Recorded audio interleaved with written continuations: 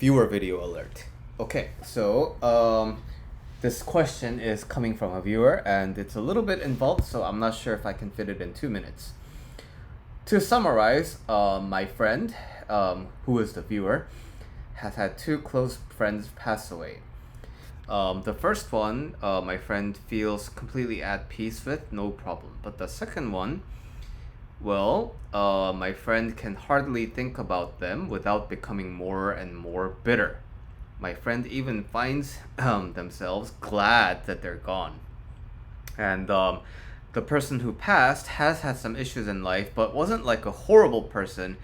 But yet, ever since they died, my friend, all they can focus on is just the negative about that person. And so the core question is, how do you even forgive someone who's dead, who's passed away? And so to start discussing this, I want to tell you a little bit of personal story of mine. Well, not personal story of mine, but from my mother. My mom's father, so my maternal grandfather, was a very abusive figure, right?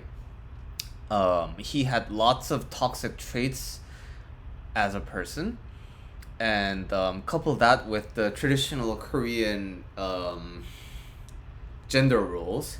So my mom is the oldest of four siblings. So my mom has three younger brothers.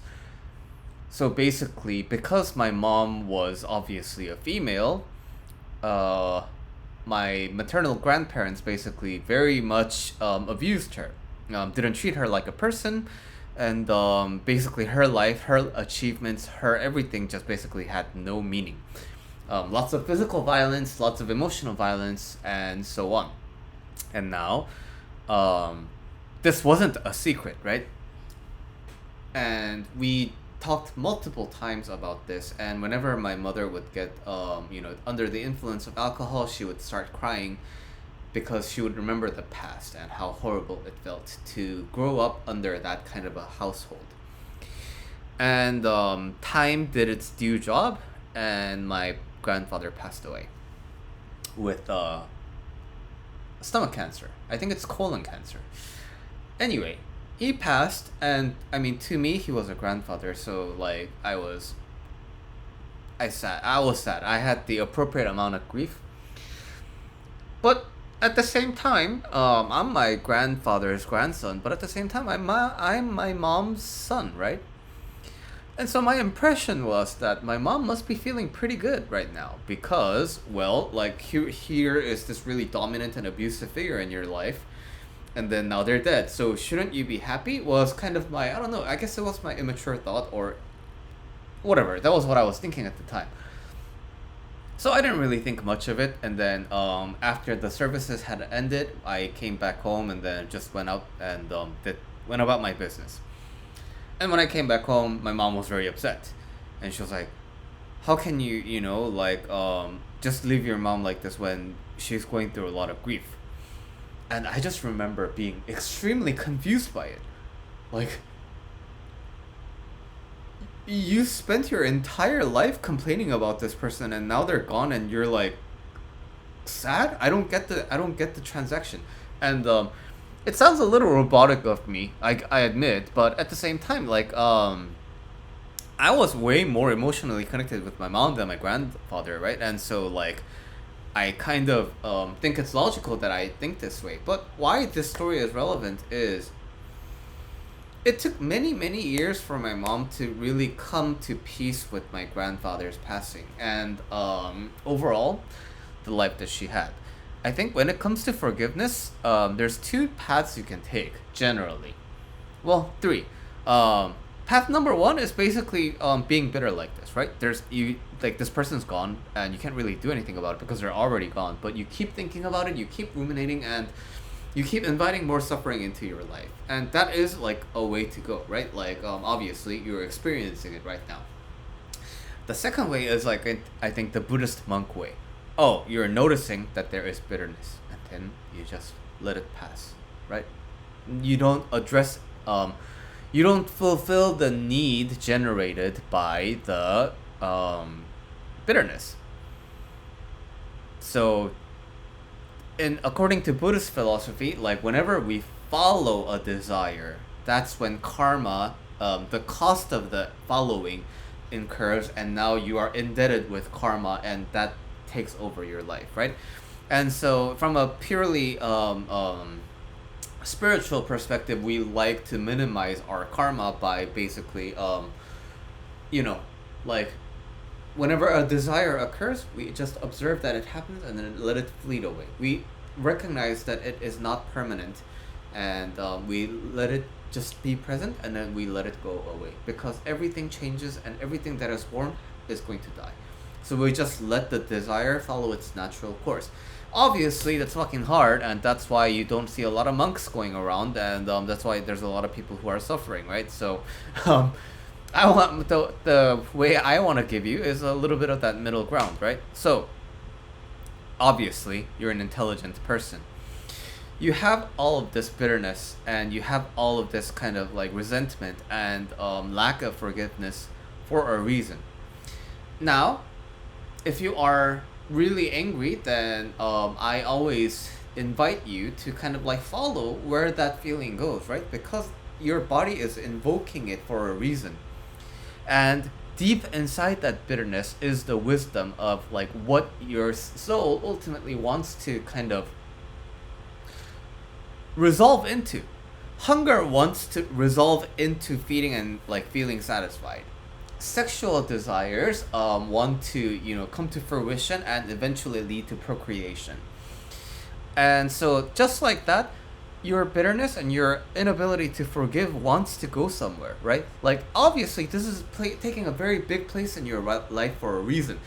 Something about this person just goes against your grain in a really visceral way. And why is that? What is the distinct feature about this sort of bitterness that you have against this dead person? And following that is like it's an individual path, and I can't really predict what that is going to be like for you. But I do have some sense of what complete peace what complete peace looks like.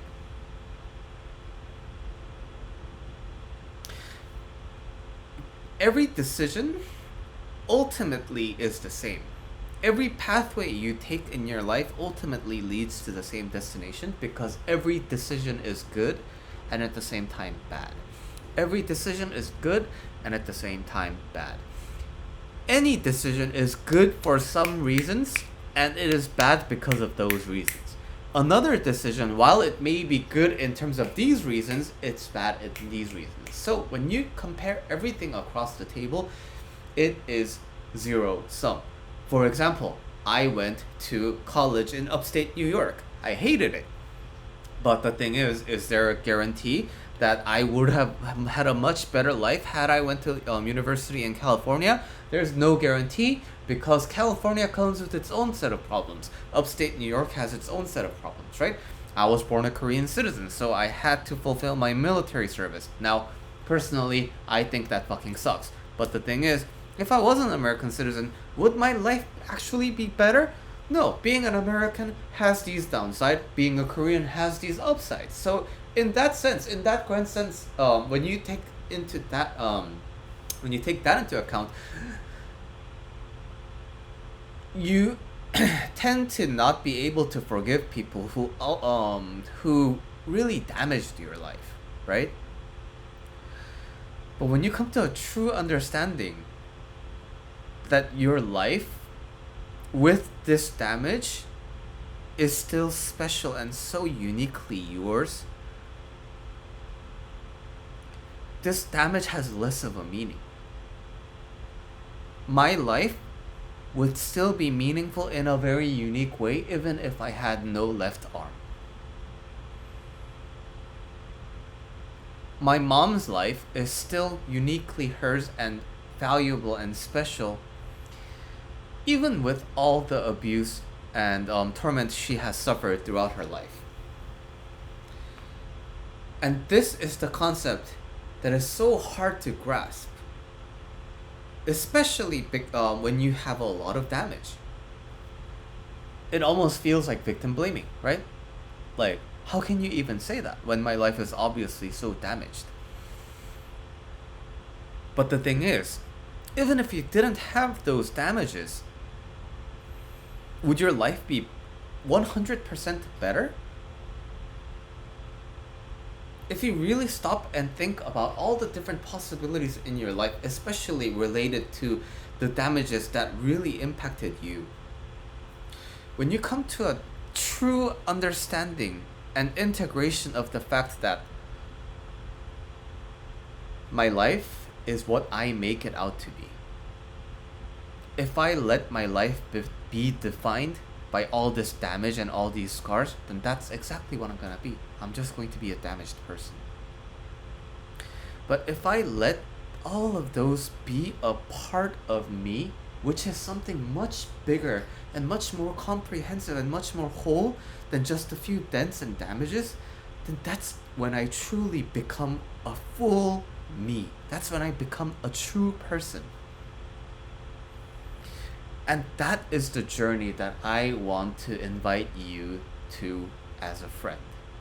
So to summarize, you cannot forgive this person and you are bitter because of a specific reason. That reason is probably related to feeling a lot of damage and a lot of hurt that is induced by this person, or this person evokes memories of those wounds that you have incurred over your lifetime. Now, when you reflect back on that wound and how it controls you, and come to a true understanding of how those wounds are just a part of you that you get to define, and it's not the wound that defines you, that is when you can truly let go and just be at peace with who you are. No matter what form, what shape, what damage, what downsides, what upsides you have. And that is what I want for you, and I'm going to say it doesn't come easily, and but yay, that's why I'm here to help you with that. All right, this was a fairly lengthy video, but I think this is a very important topic, and I think it, when as a viewer watching this video, I think when you are watching this at the right time of your life where this message can have a meaning, I think this is exactly the message that you need to get to the next level of, so to speak, enlightenment. All right. Don't forget, you can also ask me questions. You can DM me. You can leave comments. You can email me, whatever. I'm going to answer to you while keeping your identity anonymous, just like I did now. All right. See you in the next video.